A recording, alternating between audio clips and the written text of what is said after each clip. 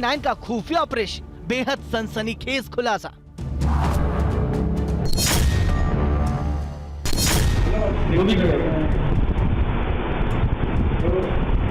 जो ऐसा तो कहीं लगता है तो नीचे किसी अनिल टाइप का किया तो शुक्र पता नहीं है घुमा मिला करके खिला करके।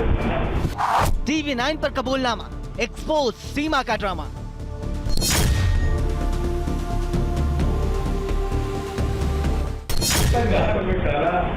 अभी तो चीजों को देख के लगता है इतना ट्रेंड किया गया है, इतना ट्रेंड है वो जवाब।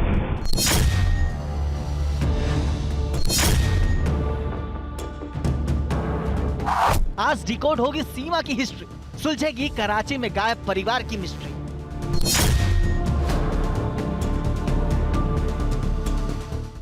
सीमा अंडर इन्वेस्टिगेशन, आज सामने आएगा ISI कनेक्शन।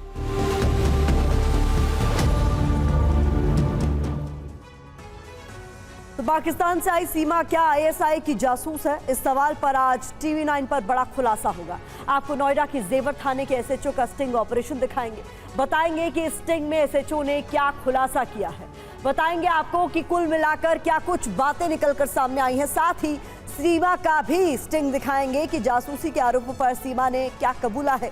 तो सबसे बड़े स्टिंग ऑपरेशन में आज सीमा पर हर सवाल का जवाब मिल जाएगा। तो 2 स्टिंग ऑपरेशन आपके सामने होंगे और तमाम सवालों के जवाब भी इन्हीं स्टिंग ऑपरेशन में मिलेंगे। तो शुरू करते हैं सीमा पर खुलासे का सिलसिला। सीमा को लेकर TV9 के स्टिंग ऑपरेशन में बड़ा खुलासा हुआ है। जेवर के SHO ने हनी ट्रैप का शक जताया है। नेपाल में कैसीनो गई सीमा, ये SHO की ओर से स्टिंग ऑपरेशन में इस बात का खुलासा हुआ है। सचिन को भी कैसीनो लेकर गई थी, ये SHO ने स्टिंग ऑपरेशन में ही इस बात का खुलासा किया है।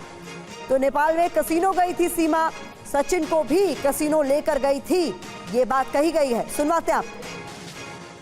अगली बार आई है, अगली बार जब आई है तो ठीक ठाक कोशिश हो जाएगी।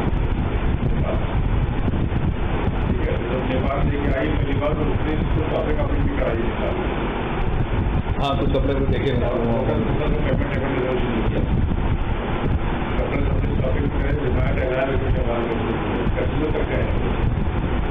कैसीनो भी लेके गई है। अच्छा, कैसीनो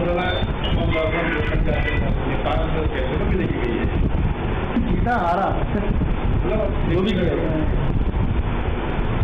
तो ऐसा तो कहीं लगता है तो नीचे किसी अनिल टाइप का किया तो शुक्र पता नहीं है घुमा मिला करके खिला करके। वो सब बेवकूफ टाइप का आदमी है। सभी ये जो है वो जो है जो गलत नाम से रह रही थी वो भी नहीं बताया। हाँ, जो गलत किया गलत बताया अभी तक, जो सही किया वो सही बताया। जो भी गलत बोला झूठ बोला बताया। तो TV9 के स्टिंग में जांच अधिकारी ने हनी ट्रैप की बात भी कही। तो वहीं सीमा बात बात पे कहती है कि सचिन बहुत भोला है। तो क्या सचिन को सीमा ने इसी वजह से फंसाया? ऐसे कई सवाल सीमा के जिस बयान से खड़े होते हैं, अब वो सीमा के स्टिंग का हिस्सा आपको सुनवाते। नहीं आती, थोड़ी बहुत ही आती है मुझे। कुछ शब्द आते हैं जो फिल्मों में सुनिए वो ज्यादा याद करेंगे। मुझे अच्छा लगता था अंग्रेजी बोलना। अब मैं जेल नहीं थी ना, तभी आप जेल में कहाँ थी? यहाँ पर हम तो 40 साल के हो गए हम पे। अच्छा सब अच्छा, इससे ना इसमें कुछ सवाल जो उठ रहे हैं ना वो ये, अब जैसे हाथ में निशान किस चीज के है?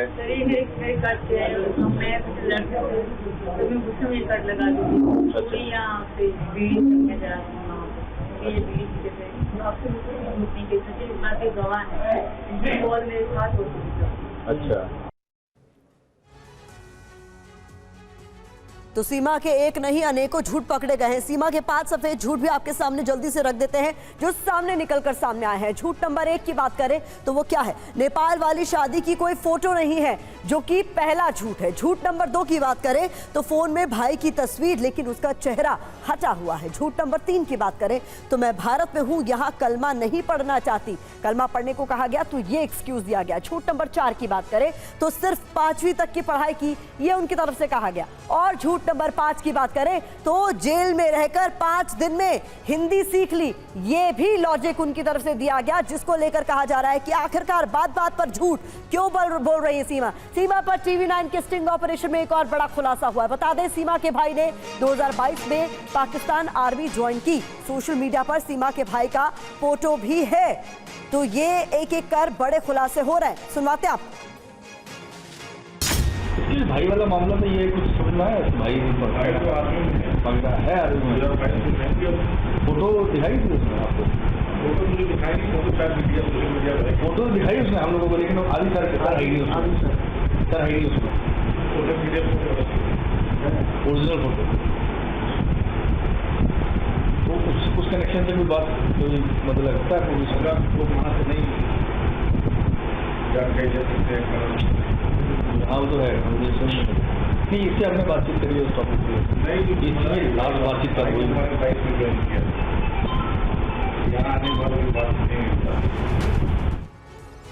यहाँ बता दें आपको कि सीमा के चाचा गुलाम अकबर भी पाकिस्तानी सेना में अफसर हैं। अपने भाई के सवाल पर भी सीमा हैदर के गोलमोल जवाब सामने आए। सीमा के पास पाकिस्तानी सेना में शामिल भाई की तस्वीर भी नहीं है। सीमा का बयान 2022 में भाई की भर्ती हुई। TV9 के कैमरे पर बिना सिर वाली तस्वीर भी सीमा हैदर ने दिखाई। आपके भाई भी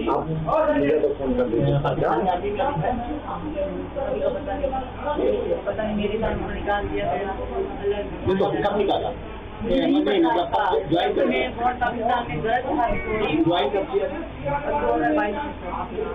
अच्छा, ये अभी निकाला है कि नहीं निकाला, ये आपको जानते हैं? किसमें थे नहीं भर्ती जो है, मतलब आपको फेसबुक वगैरह पे है, वो आपके भाई वगैरह फेसबुक वगैरह पे है? हाँ, भाई के आपके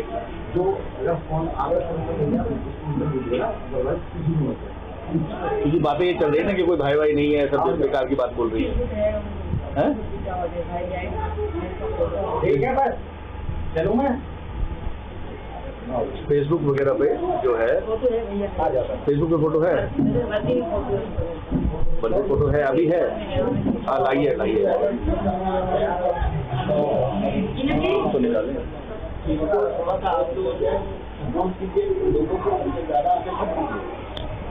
आप लोग भी बहुत परेशान हो जाइए, बहुत ज्यादा परेशान।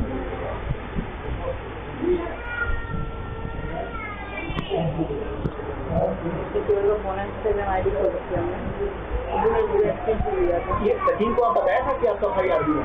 कब तक सचिन के बाद से मेरा भाई आर्मी में अभी तो गया है। मेरा भाई नहीं भी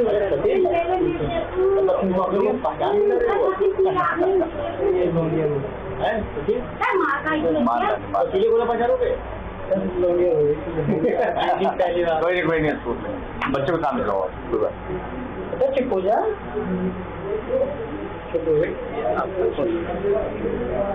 एक पूरा भी नहीं है, एचपी छूट लिया गया, लड़के काम एचपी छूट लिया, आईडी आ जाएगी।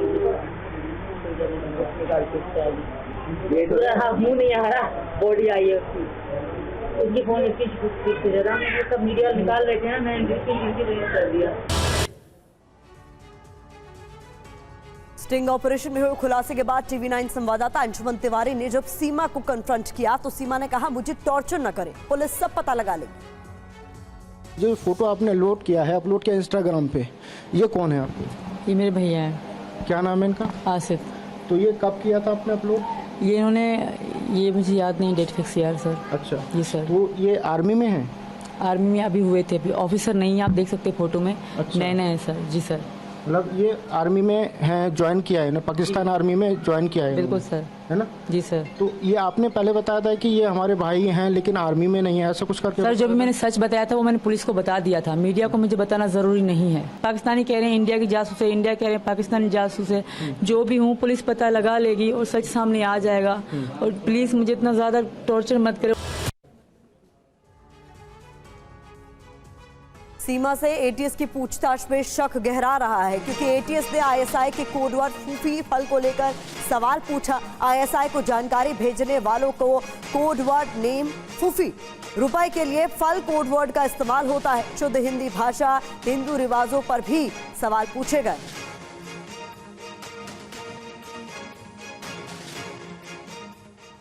तो कुछ महत्वपूर्ण जानकारी जल्दी से आपके सामने रख देते हैं। फूफी और फल का सीमा करेक्शन आखिरकार क्या है, ये समझना भी आपके लिए बहुत महत्वपूर्ण हो जाता है। तो जानकारी जल्दी से आपके सामने रख देते हैं।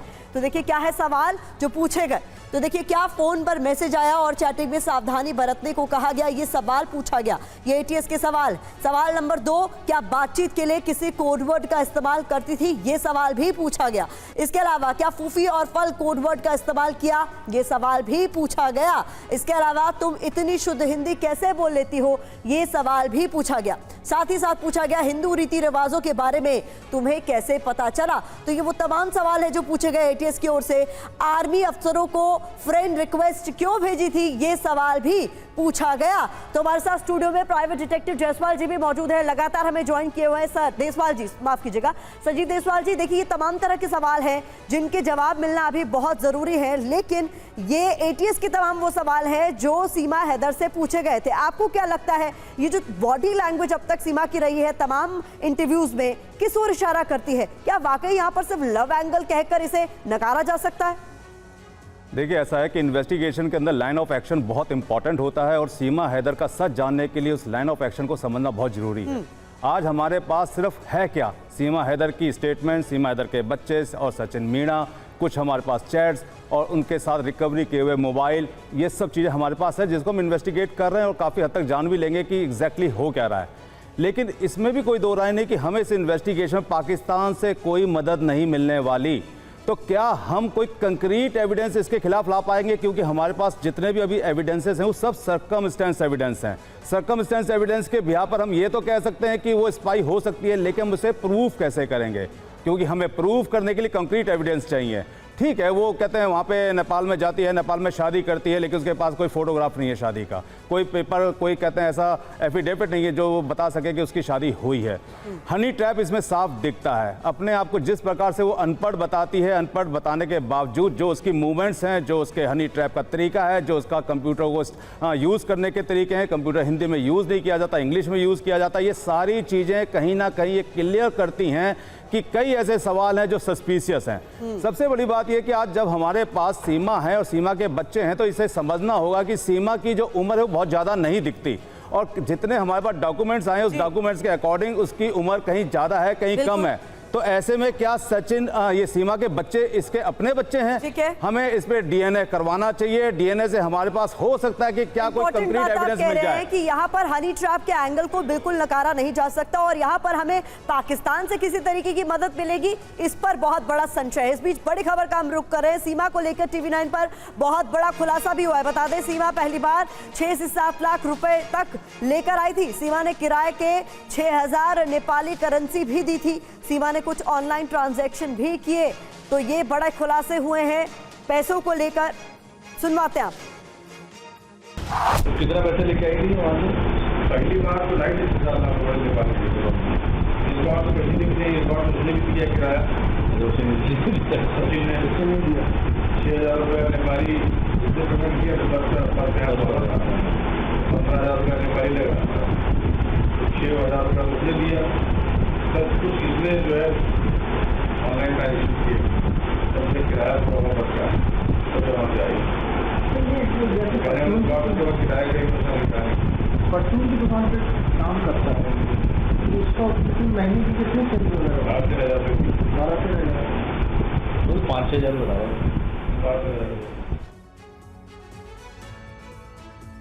तो जैसा कि पुलिस ने कहा कि सचिन की इनकम बहुत कम है, सीमा ने भी एक सवाल के जवाब में बताया कि उसने सचिन से पैसे लेने से इनकार कर दिया था क्योंकि उसे पता था कि सचिन की माली हालत मजबूत नहीं है। वो कौन शख्स था, क्या हुआ था जो वहाँ आपके माता पिता ने शादी नहीं की, पूरी बात बताइए जरा। ज़हीर नाम था उनका, जेड से ज़हीर नाम था उनका, ज़हीर नाम था उनका जी। तो उनको मैं बहुत पसंद करती थी। इनको भी मैंने बताया था कि मैंने पहले किसी को चाहा था इतना जितना अब तुम्हें चाहती हूँ, तो मैंने कहा वहाँ मैं नाकामयाब रही। मैंने कहा अब तो मैं खोने नहीं दूंगी, मैं किसी भी कीमत इनको खोना नहीं चाहती थी।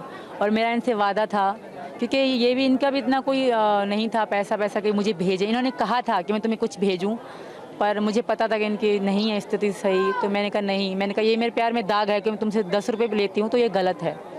मैंने कहा मेरे पास आखिरी 1 रुपया होगा, उस पर मैं तुमसे मिलने की कोशिश करूँगी, बाकी मैं हार नहीं मानूंगी। सीमा पर TV9 के स्टिंग ऑपरेशन में बड़ा खुलासा। सीमा ने नेपाल में नेपाली सिम इस्तेमाल किया। नेपाल से लौटने पर सीमा ने नेपाली सिम को फेंक दिया। सीमा ने अपने पासपोर्ट पर नेपाली सिम लिया। ये बड़ी जानकारी निकलकर सामने आई।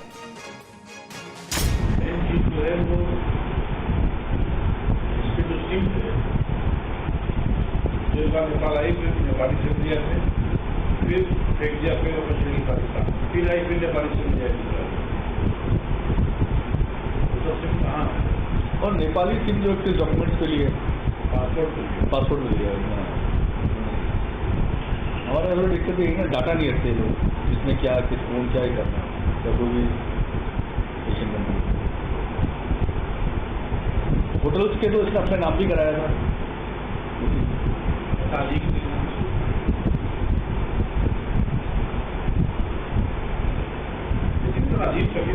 से बिल्कुल अजीब से जिस तरह से वो आ रही, क्यों बात समझ नहीं आती है। ना तो वो स्मार्ट है, ना तो पैसे वाला है, वो कुछ नहीं है उसके पास। 4 साल ऑप्शन जैसे क्यों आई, 4 ऑप्शन आने का क्या है, पहले बात क्या थी, खाने की रोटी नहीं है, खाने की रोटी नहीं है, दूसरा ध्यान दे रही है। TV9 के स्टिंग में सीमा ने नेपाल में शादी को लेकर क्या कहा, आपको सुनवाते हैं। एक बार ना काठमांडू वाली शादी में कोई फोटो वगैरह है क्या आपके पास? उसी के आधार पर आपको भारत की नागरिकता भी जाएगी, मिल सकती है। यदि फोटो भी हो तो शादी का कोई प्रूफ है आपके पास? तो अच्छा सर, ये भी तो होगा ना कि जब सचिन हिंदुस्तानी है, उसकी नागरिकता यहाँ है, ये उनकी पत्नी है। नहीं, ये एक स्थापित पाकिस्तानी है। हाँ, लेकिन इनके पास नागरिकता नहीं है। पाकिस्तान ने आपको विस्थापित कर दिया, निकाल दिया। इस समय आप फिलहाल विस्थापित पाकिस्तानी, आपको भारत में, आप भारत के नागरिक नहीं हो। ना मुझे भारत स्वीकार नहीं कहूँगी, कबूल कहूँगी, ना मुझे भारत में कबूल कर रहा है, ना पाकिस्तान कबूल कर रहा है। मैं क्या कह रहा हूँ, आप पे यदि एक शादी का एक कोई फोटो, कोई प्रूफ है, आपके पास कोई कागज, कोई फोटो? हालांकि पुलिस जांच एजेंसी कल काठमांडू जाएंगे, जिस मंदिर में आपकी शादी हुई है, क्या वहाँ फोटो वगैरह खींचे थे? जिन पंडित जी ने शादी की थी, कराई थी, वो हैं? वो पंडित जी कह देंगे कि हाँ हमने इनकी शादी कराई, बताइए, कह देंगे वो पंडित जी? है ना, आपको वहाँ पर आप सिग्नेचर किया था? नहीं, सिग्नेचर तो रजिस्ट्रेशन तो हो ही नहीं सकता, शादी नहीं सकती।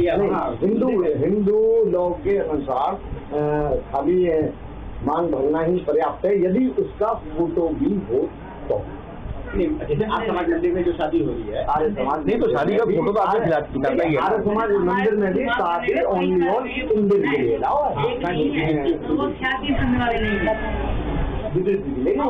उसकी है। बाद में हमने वीडियो बनाई, उसकी जो पूरे पंडित जी बनाई वीडियो बाद में।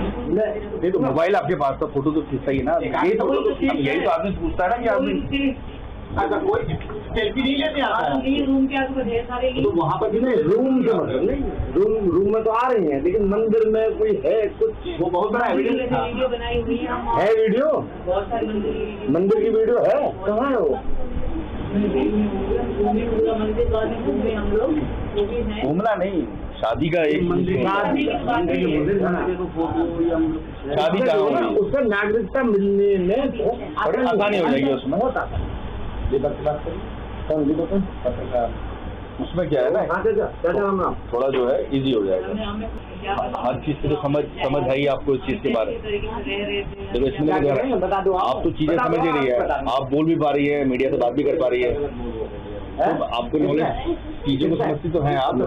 तो यही अभी आदमी यही तो सोच रहा है ना, मतलब कि हमें जवाब देना ही मुश्किल हो रहा है। राम राम कि हाँ बताओ क्या आप इतना अच्छा जवाब दे पा रही है। तो अब तक की स्टिंग ऑपरेशन में आपने पुलिस का बयान सुना, सीमा का भी स्टिंग आपने देखा।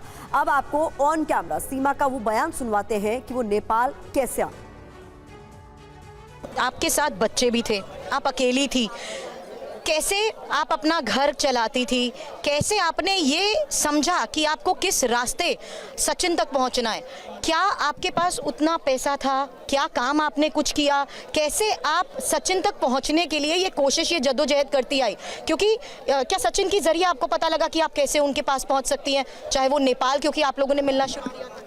ये हम दोनों ने मिलकर सर्च किया था यूट्यूब के ज़रिए, क्योंकि हमें मिलना था। पहले तो मैंने इंडियन वीज़े के लिए बहुत कोशिश करी, वहाँ की एम्बेसी के इस्लामाबाद में है तो मैं तो जा नहीं सकती, वहाँ रेलवे एजेंट होते हैं, वो दूसरे एजेंट माने जा रही हैं, रेलवे एजेंट जैसे शॉप होती हैं उनके आगे लिखे थे रेलवे एजेंट, वो सऊदी अरब का, दुबई का, हर कंट्री का वीज़ा भी लगवा के देते हैं और टिकट भी लगा के देते हैं।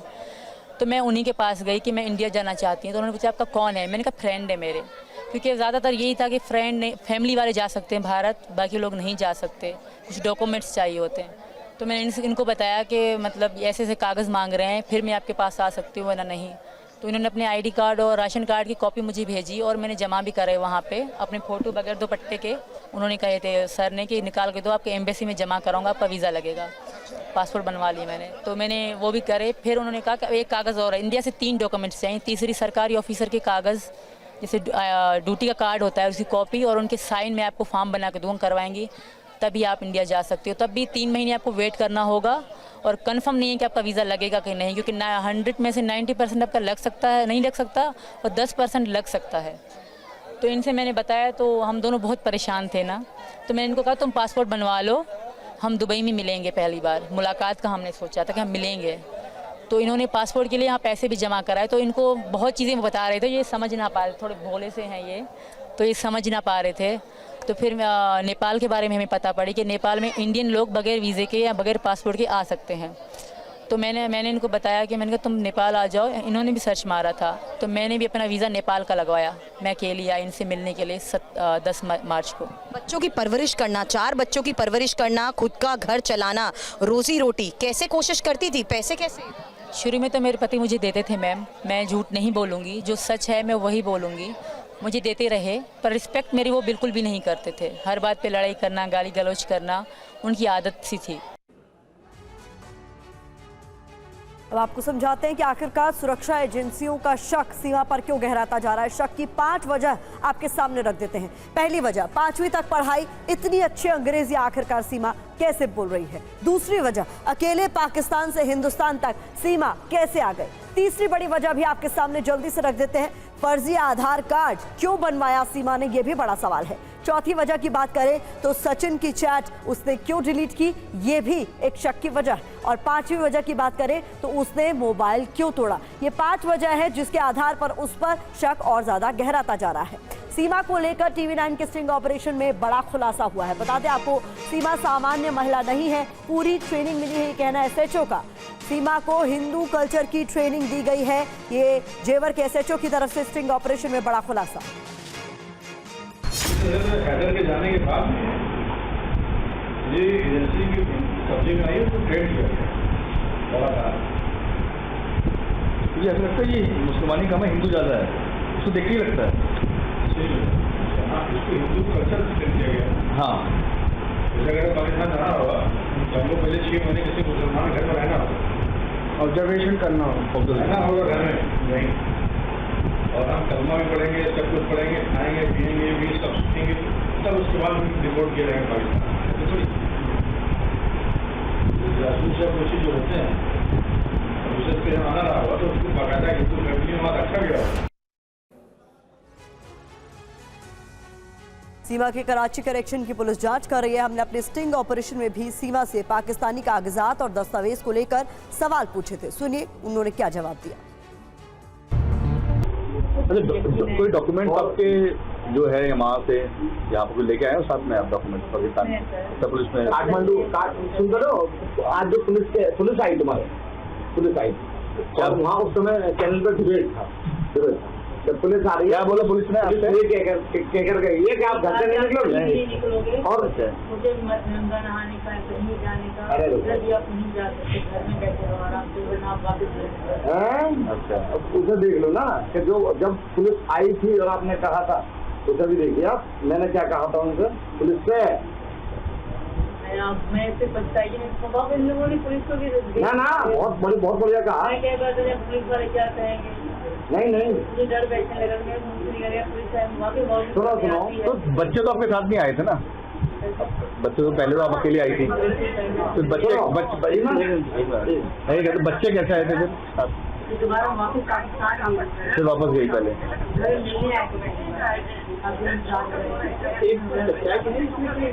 बच्चे जो आपके आए उसको उसके खाता में छोड़ने आए थे,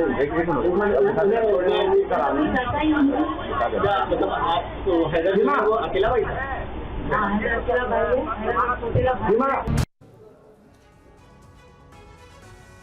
सीमा सवालों के घेरे में है। टीवी9 की 5 एंकर सीमा के घर पहुंचे और उसे जासूसी को लेकर तमाम आरोपों पर सवाल पूछे। सुनिए तब उसने क्या जवाब दिया। राजी एक फिल्म है जिसमें पाकिस्तान जाकर एक हिंदुस्तानी महिला ने शादी कर ली और वो वहाँ जासूस बन गई। आप पे भी ऐसे ही सवाल उठ रहे हैं, आप भी शक के दायरे में हैं, तो आपके पास क्या दलीलें हैं जिससे आप ये साबित कर पाएंगे कि आप जासूस नहीं हैं? मेरी जो भी दलीलें हैं, जो भी चीज़ें मेरे साथ आई थी पाकिस्तान से, वो भी कस्टडी में है।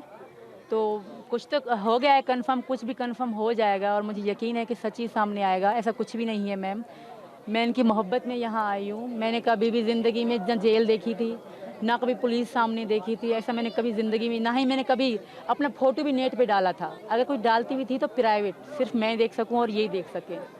तो आज मैं दुनिया मुझे देख रही है तो थोड़ा अजीब भी है मेरे लिए। तो ऐसा कुछ भी नहीं है मैम। आई थिंक, मुझे यकीन है इंडियन जो पुलिस हैं, जो यहाँ की काम कर रही है मेरे बारे में, वो सच सामने लाएंगे। टीवी9 के स्टिंग ऑपरेशन में जांच अधिकारी की ओर से कहा गया, मीडिया का इस्तेमाल कर रही है सीमा हैदर, जानबूझकर मीडिया से लगातार बात।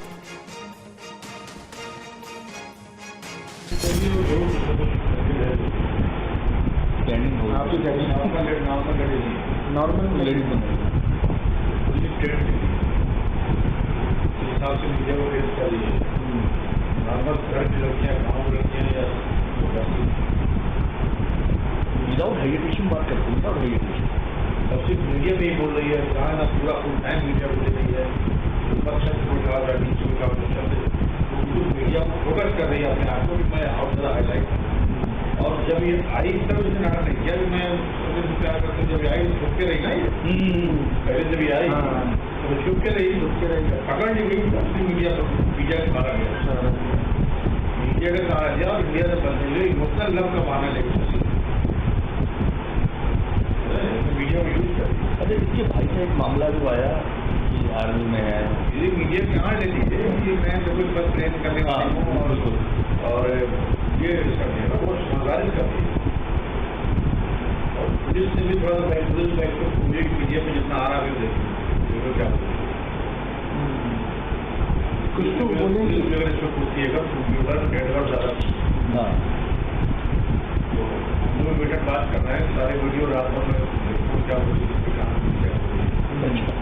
तो ठीक है, स्लो होकर का काम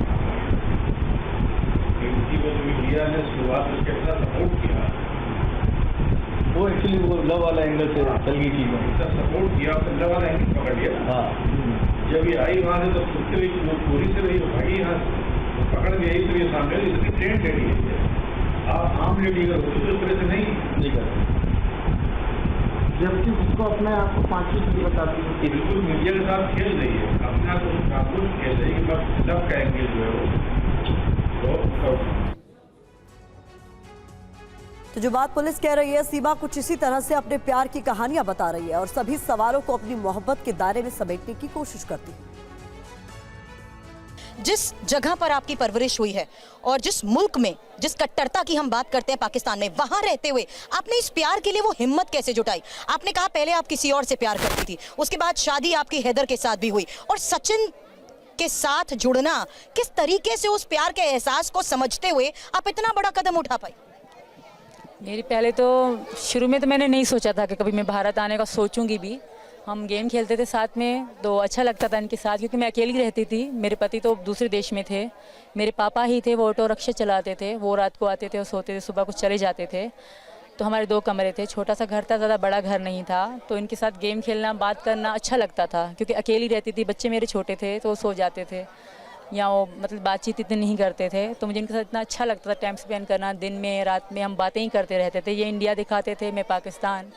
तो मुझे बहुत अच्छा लगता था इनके से बात। नहीं, मुझे खुशी होती थी कि मैं किसी इंडियन लड़के से बात कर रही हूँ। एक फीलिंग अलग होती थी जब इनको मैं अपना देश दिखाती थी, अपने वहाँ पे शादी ये फंक्शन दिखाती थी। तो ये भी इंटरेस्ट से देखते थे और मैं भी इंटरेस्ट से यहाँ के त्यौहार वगैरह मुझे दिखाते थे।